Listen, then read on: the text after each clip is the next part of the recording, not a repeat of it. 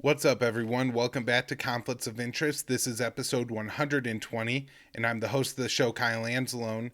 On today's show, I'm talking about the withdrawal from Afghanistan, and the Pentagon is now claiming that's 50% complete. I'm also going to be talking about how the CIA plans to move forward with operations in Afghanistan. Also, talking about how the Pentagon, through their JROTC program, is increasingly teaching kids in inner city schools. So, all that and more on today's show. Be sure to share the show. Find it at the Libertarian Institute, libertarianinstitute.org/Kyle. Links in the show notes pages everywhere. Is the URL to the full archive of the show and the daily news roundup that I write. You can find the video versions of the show at Odyssey or YouTube, although we're really recommending Odyssey, especially right now. It's been about a week. We haven't heard back from YouTube on our appeal for episode 115 with Keith Knight. So at this point, that episode can only be found on Odyssey, and there's nothing wrong with the video, but it got flagged anyway. So check that out if you want to see our censored content. You can find the show on any of our social media pages: Facebook, MeWe, or Twitter. The Twitter handle is @con_interest. You could donate to the show at Patreon or Subscribestar. You could support the show and get yourself some great high quality CBD products by purchasing your CBD through Paloma Verde. PalomaVerdeCBD.com. Again, it's PalomaVerdeCBD.com is where you go to get high quality lab tested CBD products. They sell a variety of products. They have their gummies, extracts, and soft gels that are different, infused with different vitamins and stuff like that to give you different benefits. They even have products for your dog, but I personally really like their topicals. I've been using their sports cream. I got one bottle, I think, over a month ago now, and it's still fairly full. I use it 2 or 3 times a week. It works really quickly, and it works for a long period of time. And unlike Icy Hot or Bengay, you don't have a bad smell, and you don't have to go through period of being really cold and then really hot. So really recommend it. PalomaVerdeCBD.com. And the great thing is because you're listeners of this show, you get 25% off when you spend $75 or more, and all you have to do is type in the promo code PEACE, PEACE. All right, now let's get into the show. So the first thing I want to talk about today is a decision by the Supreme Court not to take up a case brought by men's rights groups saying that the male-only draft is inappropriate and should be abolished. And so the Supreme Court right now is saying that they're not going to hear that case because the Biden administration argued to the Supreme Court that this was being brought up by and addressed by the Congress, and the Supreme Court, in their decision not to take it up, I guess, agreed that it was more appropriate for this to be handled through Congress than the courts. Now, I think this is unfortunate in a way because the courts in this case are going to act quicker, and if it comes down to Congress, they may actually expand the draft to include everybody rather than abolishing the draft. Now, I believe this is brought on the 14th Amendment, claiming that because now women can essentially, I believe, actually serve in any role in the military that a man can, that there's no reason not to require women to register for the draft as well as men. Now, a lower Texas federal court actually agreed with this argument and initially ruled that, that you would have to get rid of the draft or expand it to everyone. And then I believe it was the Fifth Circuit Court of Appeals overturned that decision. And then 3 justices, and this is an interesting collection of justices, Sotomayor, Stephen Breyer, and Brett Kavanaugh. So I think people you would put kind of, left, right, and more in the center of the 9 judges, all writing something saying that this maybe should be taken up if Congress doesn't act on it, but they are saying that they're hoping for Congress to act on this. Again, it seems to me more appropriate for the courts to just handle it. If it is unconstitutional, if it is discriminatory, then the courts could just throw it out and a step in the right direction, not having every young man have to go and sign his life away to the state if they decide to pit some stupid war and have him go and die for a cause that he probably doesn't understand and doesn't believe in. And so we should get rid of the draft. That's the right decision. And it seems like, the Supreme Court, at the behest of the Biden administration, is kind of kicking the can down the road and letting Congress address it rather than maybe taking on something that would be controversial. And it's not, people kind of like to pretend like it's consequence free, that there's unlikely to be a draft now. But if you don't sign up, register for the selective service, then you could face jail time, fines, not have access to student loans. And so it really does make it so the way things are today and how much control the federal government has over our lives really impossible, even though, there's not a draft going on. So it's not like, when I was in my 20s, I had to worry about my draft card being pulled or my number being called or anything like that, and I didn't have to worry about being a conscientious objector or a draft dodger, deserter, or something like that and go to jail. But at the same time, had I not registered for this when I was 18, I wouldn't have been able to go to college. And so it seems rather ridiculous that we're keeping this around. Now again, the fear is that the courts would act on this in such a way that they would like tell Congress, like, hey, you have a year to either abolish the draft or include it to everyone, and then Congress could either do nothing and just leave it mail only, and that's how it stays, or they include it to everyone, which is even worse. That as much as it is discriminatory towards men to only have it be men, to expand it to everybody and have them have a much larger pool they could draft from to fight their stupid wars, would be a far worse decision. I came across this very interesting article at a site called Chalk Beat Chicago about Chicago automatically funneling some students from mostly predominantly Black and Latino high schools, and I believe the lower income high schools, but those are disproportionately in the inner city Black and Latino, who are being funneled into military run courses at their high schools. And so they have junior ROTC. I'm sure most of us have known somebody in the ROTC. One of my college roommates was in the Air Force ROTC.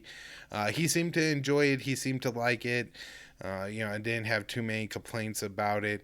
But it is something that ends up, if you are in JROTC, I believe like the chances of you then enlisting in the military is like 40%. And so this is a program that, while you may enjoy ROTC, it may not be a great of a deal once you have to enlist in the military or something like that. So this is a program that seems to be funneling a lot of children into the military, and that, being the goal of it, they're worried about recruitment. They could have all these, I'm sure they, pick smart people. They're not like picking some random dude who fought was in the special forces and fought in Iraq and Afghanistan. They're not having that guy come and teach the classes necessarily. I'm sure they're going to pick somebody that's a qualified teacher that is personable and well liked. That way, if the military is always, if that's your favorite teacher, as the ROTC teachers are the best teachers, your favorite teachers or something like that, it's really going to, I think, encourage kids to go into the military. And so that's, why I see as being the real dangers here. Also, the fact that school districts are doing this to basically cover budget shortages. They're saying that, hey, we don't have enough money to offer all these classes, so we're going to have gym, science, and music taught by the military. And that's just happening at these schools with no real debate or discussion on it. Now, in this article, they point out, and this is for, I should name this stat for Chicago. They say that within JROTC, of public Chicago public school students, 94% are black or Hispanic, while those students account for 83% of enrollment. So disproportionately, black and brown students are going into these programs. And again, that's likely because they're disproportionately the students that are being exposed to the JROTC teachers. And again, there's no consent that goes into this. It's not like the kids are choosing to be in these classes. Although I don't think it's appropriate to have the military teaching college or high school courses no matter what. But if you're going to have this happen, you at least hope to have consent. But that's not going on in Chicago schools. Now, they say that there are other schools that are, asking for consent before the students are funneled in to these classes. Again, that seems problematic. But there are state, I guess, laws that some states, like New York, I believe, has a specific law that says that if a student is enrolled into one of those classes, they have to have explicit parental consent to do so. And so that, those laws at least allow the parents to have some kind of say over what's happening here. But still, it's concerning that this is a growing trend, and especially as schools have less and less money and more budget shortfalls. My guess is that they're going to lean more and more on the institution in America that no matter how many failures they have gets more and more money, the Pentagon. And so I'm sure as the Pentagon's looking at recruitment, it's much easier for them to ask for $1 billion than any other government agency, because they have the most amount of money, and then they could use that to cover the shortfalls. And this is going to become I think probably a relationship between school districts, school boards, school administrators, where they're able to hire more administrators and less teachers, pay administrators more money, pay school boards more money, have those kind of jobs, and just increasingly leave the teaching to the military when they could get those services for free. One thing I would add on to the end of this too is just I don't think schools really have any kind of policy around this, or maybe the military doesn't either. But military recruiters get bonuses for getting kids to enlist and stuff like that. And so the military or the schools should be very careful to have standards and trainings for the military soldiers, to make sure they're not recruiting kids and potentially profiting off of funneling them into the military and getting them to enlist. And also these are people that that they have teach these classes. They're probably not going to be disgruntled soldiers. They're probably going to be soldiers who enjoy and are proud to wear their uniforms. And I'm sure a lot of them are going to have done great things in those uniforms. Not even necessarily involving warfare at all, but just different tasks around the United States. How much they use the military in the rollout of COVID. And while that's disturbing for if you're a guy in the military and you're like, oh, I helped give out 10,000 vaccinations or something like that, you're probably going to feel like pretty good about yourself and everything. And so you're really going to, sell kids on the military just by the fact that you're working for an institution that you personally like. And again, I think this is just going to funnel more kids into the military. And I see this only being an increasing problem, first in the inner city schools, but I would guess rural schools will probably welcome this kind of thing as well, where those communities are very friendly to the military and are struggling in terms of funding and stuff, are at least they say they are, in the education of the children is suffering. All right, this one, written in the New York Times: judge permits information from CIA torture and terror case is very disturbing. They have a defendant, alleged to be involved in the USS Cole bombing, and this military judge, Colonel Lanny J. Acosta Jr., is going to allow, breaking all precedent before, the prosecution to offer evidence obtained through torture, so information attained by torturing someone in this case. Now, what the defense is saying is that I believe they were using a broomstick and they imply it wasn't just to beat him with, but maybe to sexually assault him with, at the time that this information was given. And so I can't believe the prosecution would want to enter this into court, but the fact that they are is very disturbing. And while this is a military court, and so I'm not saying that your local judge down the street is now going to let the police, whip you, and then you confess to something, oh, I was selling drugs, why the police were whipping me, and then they're going to allow that to be entered into evidence. I think we're still a long way from that. But if they start to enter evidence obtained through torture into these cases, well, then what if they end up trying somebody from the 9/11 thing, like KSM Khalid Sheikh Mohammed in New York, and then they try to use this as precedent to enter evidence obtained through torture, either of him or someone else in the case against him. And so we could really see this start to impact all of us, and it's something that we have to reject and realize that the U.S. and our CIA, the Bush administration, our military industrial complex, our intelligence community, the contractors, Mitchell and Jessom, put us all in a terrible situation by torturing all these men. It didn't produce good information, but now any information, even some that is true, really can't be used in court, and so it's impossible to build a case against these guys because you did things to them that are horrific and shocking and that people don't want to address.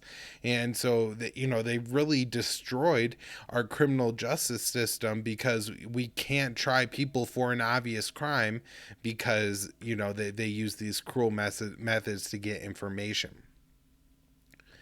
All right, so a couple interesting stories coming out about the casualty report from 2020. This from Dave DeCamp at antiwar.com. Pentagon downplays civilian casualty numbers in U.S. wars for 2020.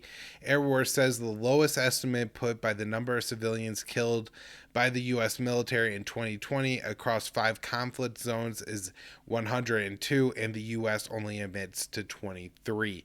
And so it's very important to point out what Air Wars is saying here is they're saying that we have good evidence and, multiple sources. We've confirmed with the U.S. they carried out an airstrike on this day. We know it hit this location, and we know that 5 civilians died there. And so that's how Air Wars is kind of things. They're not saying, well, they carried out this airstrike. The Taliban say the, U.S. killed 100 civilians, and look at that. They write down 100. That they're a group that really looks for confirmation and to only give not necessarily their best guess as many people that died, but saying that we can confirm this many people were killed by the U.S. And so, that's what they're saying, and that the U.S. is undercounting that number by almost 5 times is absolutely just an assault to trying to the victims of these crimes, and also to the intelligence of the U.S. people that, look, we know the U.S. bombs killed far more than 23 and probably far more than 102 civilians in 2020. But the U.S. continues to undercount this, and while it was a down year as far as the number of civilians that the U.S. killed, even if it was 102, even if the numbers by Air Wars is a low estimate, and that it's hundreds more than 102 that were killed, that's still less than 2016, 2017, 2011, 2012. The start of the war in Iraq, where the U.S. was just killing thousands and thousands of civilians a year. I think this more just reflects the cycle of the U.S. kind of policy in the Middle East, where right now there isn't an Islamic State, there isn't a war against Saddam Hussein, there isn't a massive group of people calling themselves jihadists running around Iraq, blowing up American soldiers. The Taliban haven't killed an American soldier in like a year and a half at this point. For many months in 2020, the Popular Mobilization Forces, the Iraqi militants who want the U.S. out of their country, agreed not to, fire or, try to provoke the Americans or target Americans in any way, in hopes that would give the Iraqi government the ability to negotiate with the U.S. to plan an exit from Iraq, which it hasn't happened, and so now they're saying they're going to carry out more attacks. But again, the Islamic State is gone, and then we have our proxy forces wage a lot of wars for us. And so in Yemen, it's American bombs, American maintained planes, American made planes, American intelligence, American support going to Saudi Arabia to carry out that war in Yemen. But when Saudi Arabia blows up a bus of 40 something kids, it doesn't really get counted as an American cause casualty by anyone, which is unfortunate because it is. But that doesn't go into this number as well. And then a lot of the warfare going on in 2020, like in Somalia, is so covert that it's just a guess of how many people and how many airstrikes the U.S. carried out in that country in 2020. We just know that they're not going to be honest, and that the reporting isn't being done that's able to hold the Pentagon accountable and say, no, you did carry out airstrikes, this many in February, March, and April. We have sources that are saying this. None that exists for the war in Somalia. Now, for the at least admitted 23, but also 102 at the very minimum, civilians killed by the U.S. in 2020, none of their relatives received any condolence payments or any of the people injured by the U.S. So, I mean, I'm sure that in a lot of these places, especially, poor countries, you live in the rural countryside of Helmand or Kandahar, Afghanistan. If the U.S. comes in an airstrike and, kills 2 members of your family and blows off your legs and then doesn't, give you a settlement so you could go and get some prosthetics and pay somebody to care for you, well, you're probably just as good as dead. And it turns out that what else we learned from the civilian casualty report is the U.S. didn't pay out any condolence payments in 2020 for these events. So that's really disturbing. And it is also one of those things where it is blood money, and I'm sure it doesn't do a whole lot to really, stem the hatred for the U.S. in these countries. At the same time, if you are talking about somebody who maybe didn't die, but did have a serious injury come from a strike, the U.S. giving those people money could be something that lessens the hatred for the U.S. And so, of the billions and billions of dollars that the Pentagon was going to spend, they had $3 million allocated to this. And, I'm not a tax and spend kind of guy, but of the millions of dollars that the Pentagon spends, that this is pretty low on the list in some of the money you would actually like them to spend. Now, our Vice President, Kamala Harris, has been drawing big headlines over her trip to Guatemala. Now, this is in part because originally Biden put Kamala Harris in charge of getting the whole border situation under control.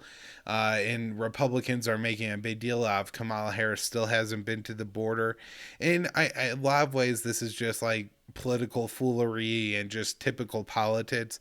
But at the same time, I think the conditions down there for those kids are pretty rough. And so if the vice president did go and have to look at some of these kids that are being held in these fixed chains with 25 to 50 kids each, all wearing masks, and I'm sure it's hot as hell in the Texas sun down there, in the desert in Arizona, New Mexico. It's a terrible situation, right? And so if she does go and does look at them, maybe she would realize that hey, we feel a little bit more emotional pressure to do something. But I know the Republicans are just making a big deal out of that, and I don't think that's a huge deal either. And I also don't know if it's a huge deal that she told the Guatemala migrants not to come to the U.S. This is what her trip to Guatemala is drawing headlines about, and what the Republicans and even the progressive Democrats, I saw AOC going after her on Twitter for this, saying how dare you say this, or the Republicans, I guess, are feeling a little vindicated, saying hey, a couple months ago that saying this was racist, and now the vice president, a black Indian lady, is saying it. What the hell? How is she allowed to say this with no criticism? And there's some fair criticisms in there for the media there, but what she, I think, said was that the US will continue to force our laws and secure our borders. And she's saying, look, nothing has changed from the Trump administration. If you send your kids to our country, we will throw them in a, cell. Instead of using chain link, we're now using plastic, but we're making them wear masks. We're packing them in way too deep. And, there's probably abuse going on in these things. And the kids are going to be there for a while. We're going to enforce our laws and secure our borders. Your kids will not be allowed to just come to the U.S. and then live happy lives. It's going to be a bad situation, and the only thing worse than telling them not to come and doing that to them is not saying from the start, like, hey, we're as they did, they try to pretend that we're not Trump, we're going to have a humane policy, we're not going to do this. And that's honestly a worse situation, because then you're encouraging a lot of people to come to the U.S. and end up in U.S. immigration detention facilities. So as much as I don't like the comments that she made, it is more honesty than you usually see from the U.S. government. But I think some of the bigger headlines have been buried, and that is the U.S. moving forward with their Latin American anti-graft task force, and this is what they're going to use to sanction unfriendly governments and politicians in Latin America. And she was talking about this with the Guatemalan government, and so my concerns are going to start to target the opposition in that country with sanctions. And look, there's so much corruption that goes on, in the U.S. and in all governments, and in these Latin American governments as well. And so to try to target, just one faction with sanctions is essentially propping up governments that are favorable to America. And this really isn't about, just like in the Belarusian sanctions I was talking about on last week's show, where they levied these sanctions against Belarus and said, oh, they're for anti-graft, or I think actually Bulgaria, and they said they're anti-graft sanctions. And then in like the later comments, they mentioned that, hey, this is also going to undermine Russia's efforts to increase their political influence in this country. And so then you see, oh, this is really just about the American, establishment's great game with Russia, and doesn't actually have anything to do with trying to bring a more fair system to Bulgaria, to Guatemala, to any of these countries.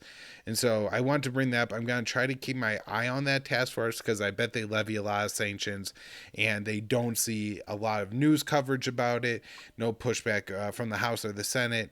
And so I think that's all I have on that. A couple stories on U.S.-Russia relations that I want to update. I talked on the last week's show about the Open Skies Treaty and how disappointing it was that Biden got out of that after, as a candidate, he, mentioned that Trump was a fool for breaking it. Well, anyways, we now have Putin officially signing the Russian law withdrawing from the Open Skies Treaty. And so I guess this is signaling that, saving that at all is off the table for the coming talks between Putin and Biden. It's just such a shame for, Biden not to have tried to re-enter this treaty heading into this meeting in hopes of them propelling into more agreements, but rather, we're in a downward spiral again with Russia. We're also carrying out some war games that I want to talk about. This written up by Rick Roseroff at antiwar.com. Europe without neutrals. U.S. F-16 Marines engage in Arctic war games with Finnish-Swedish allies. So this year, the Arctic Challenge is being held on June 2nd through the 18th in Norway, and in an arrangement with Finland and Sweden. So it's primarily the U.S., Norway, Finland, and Sweden.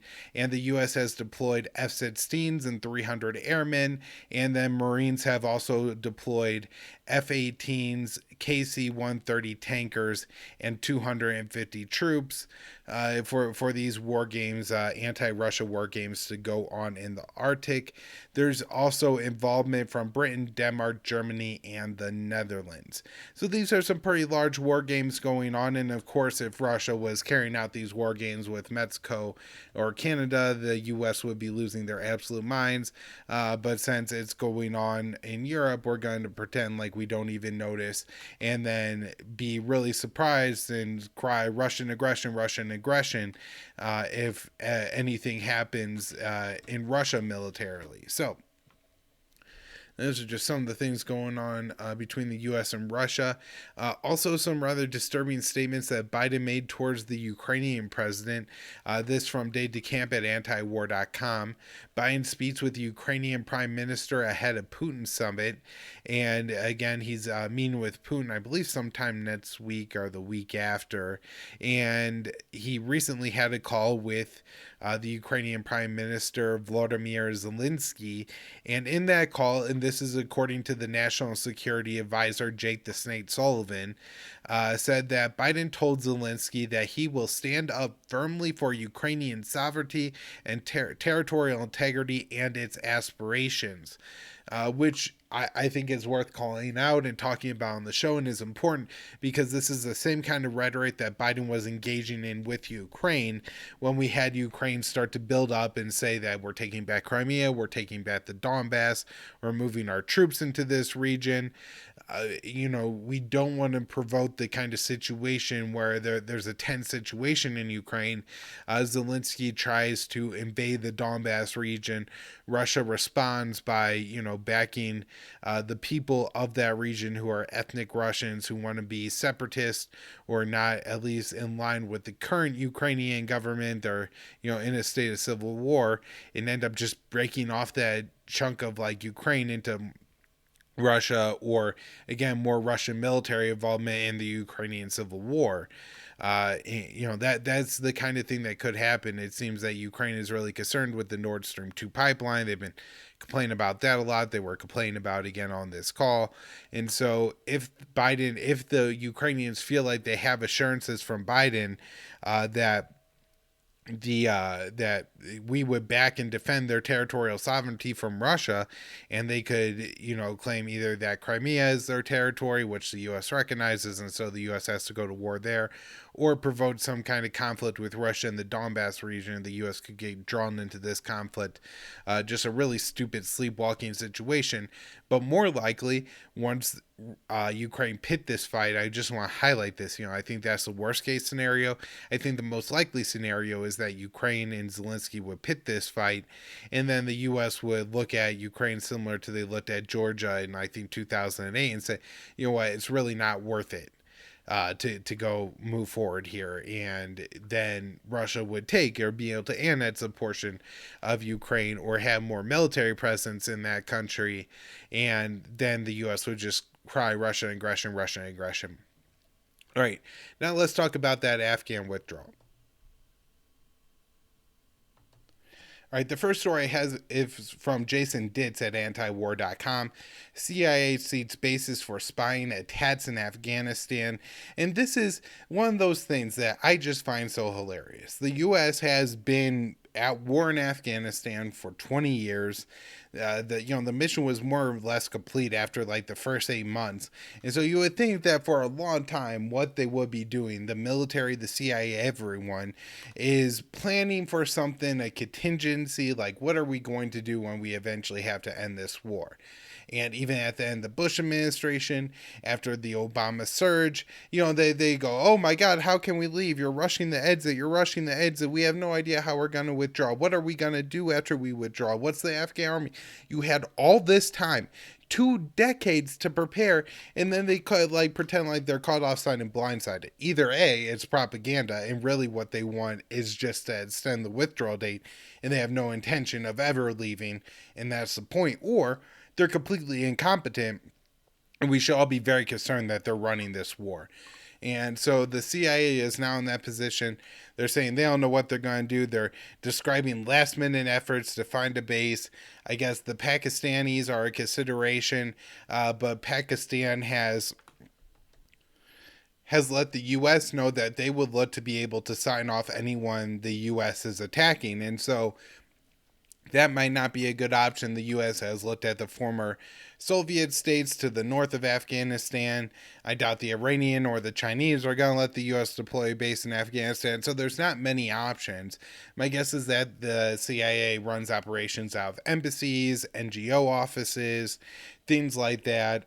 Maybe they maintain some black sites at Afghan bases like the Kandahar airfield or the Bagram air base, and that the CIA continues to run a lot of operations out of Afghanistan. Now, I guess the question may be like where they launch their drones from to carry out strikes.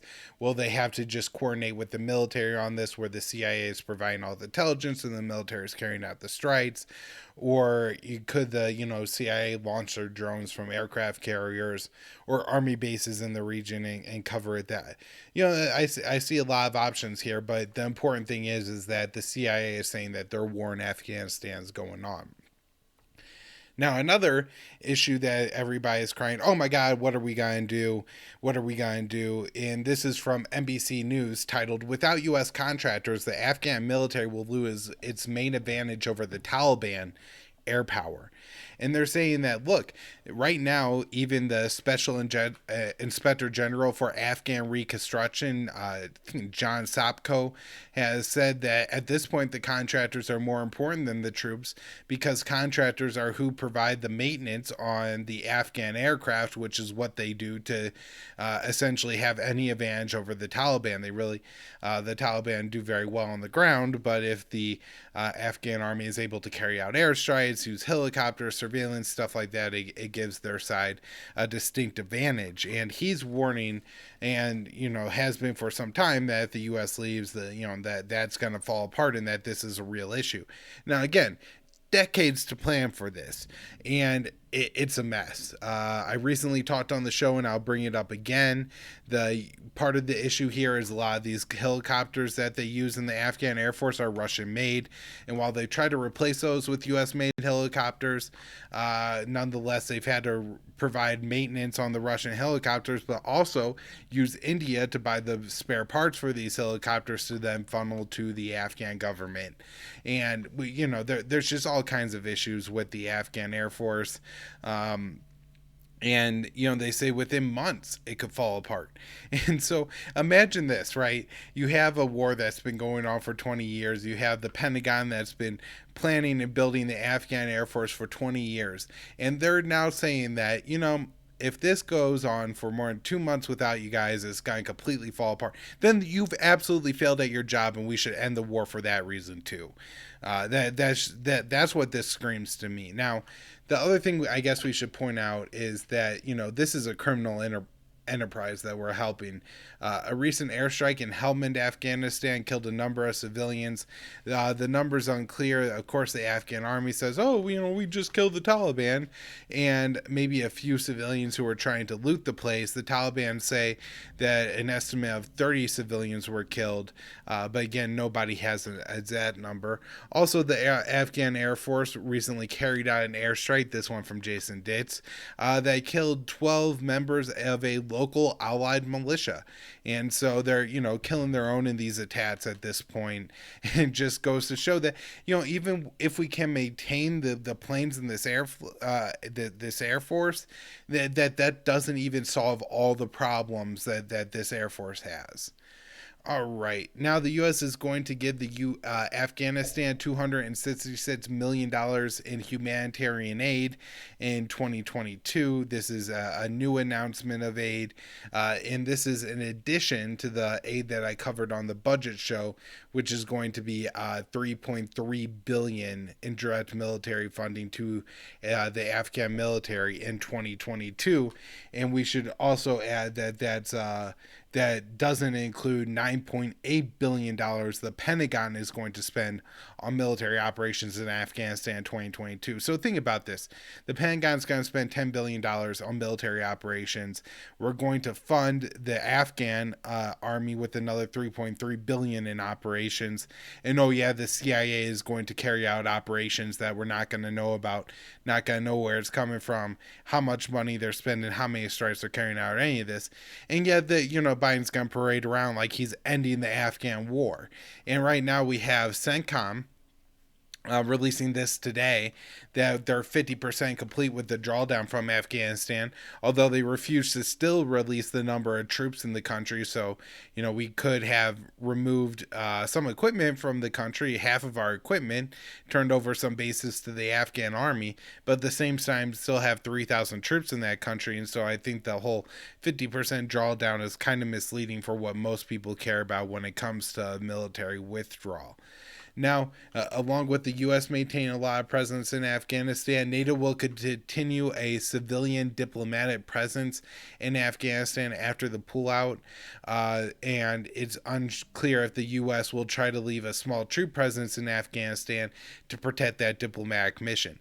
Now, you have NATO, a military alliance, claiming they're going to keep civilians in that country. NATO, you don't have civilians. You are a military alliance. Everything you have is just military. Now, look, if they needed negotiators to try to wind down some NGOs or something like that, maybe that's one situation, but it seems like this is a lasting deployment with the excuse of then having NATO or U.S. forces remain in the country to, protect that diplomatic coalition as well as, say the U.S. Embassy. Although General Kenneth McKenzie, the head of CENTCOM, is warning that the U.S. could lose its Kabul embassy if it's not welcome in Afghanistan. In a way, this is like a no-duh kind of issue. Like, if the Afghan government says, like, we don't want you people here, even your embassy, and so if the Taliban are going to launch attacks against it, we're not going to have any interest in defending that. Then the U.S. is going to have to abandon its embassy and leave Afghanistan. If your presence is so unwanted, if the locals are so hostile to you that they're going to, actively, force you out of the country, then they could force you out of the country. So no duh, General McKenzie, this could happen.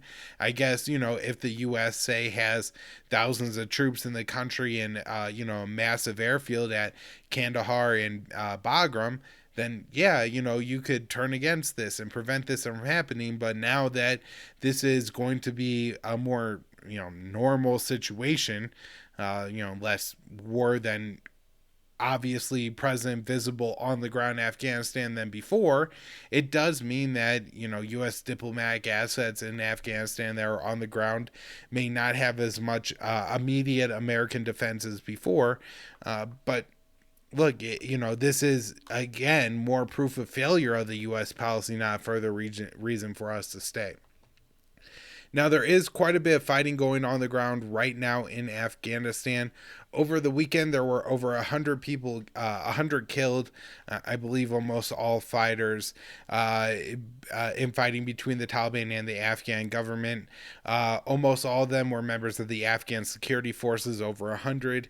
In one 24-hour period, we had Afghan troops losing or being injured. 150 killed or injured in 24 hours in Afghanistan, government officials said on Monday. Now, I don't want to play this up too much because it is coming from the Afghan government, and maybe they're trying to make this number look bigger or something to make it so that Biden doesn't want to leave the country. But at the end of the day, the U.S. needs to leave, and even if the losses are piling up from the Afghan government, that we can't stay forever to make sure this doesn't happen. The last little bit of violence I have is 11 people were killed in a roadside bomb in northern Afghanistan. It's unclear who is behind this attack. It could be, and it's most likely, either the Taliban or the Islamic State Khorasan faction.